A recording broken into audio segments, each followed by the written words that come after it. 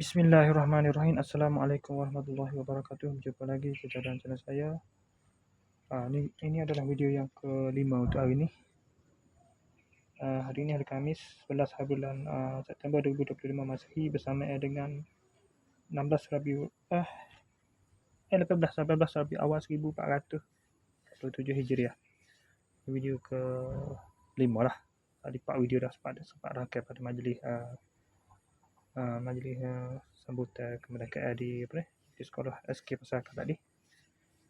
Sekolah SK Pesaka sepanjang hari ni duduk situ tadi.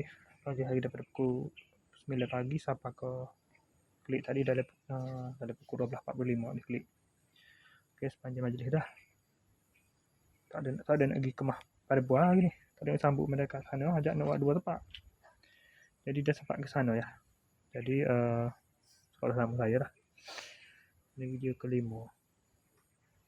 Video kelima ni saya nak review balik sampai ketika saya pergi pasar malam kemarin sampai pada tempat pada pukul 9:30 30 minit. Sekejap. Ni dia COD ni. Apa? TikTok Shop JNT. Jadi inilah harganya.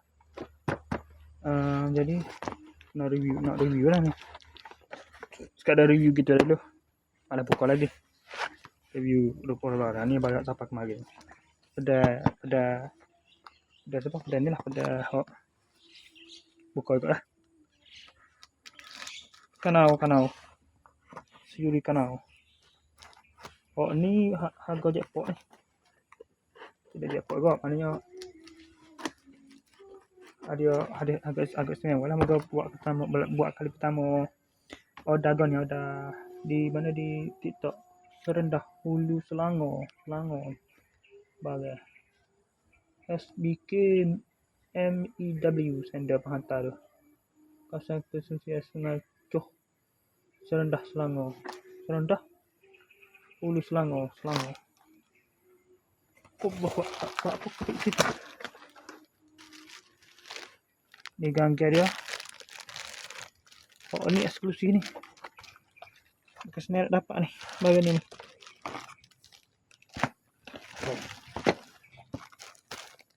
One and only lah ni.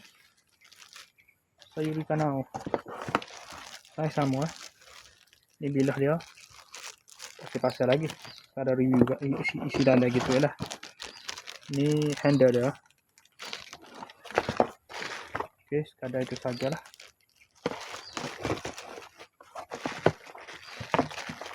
Untuk review dia ni.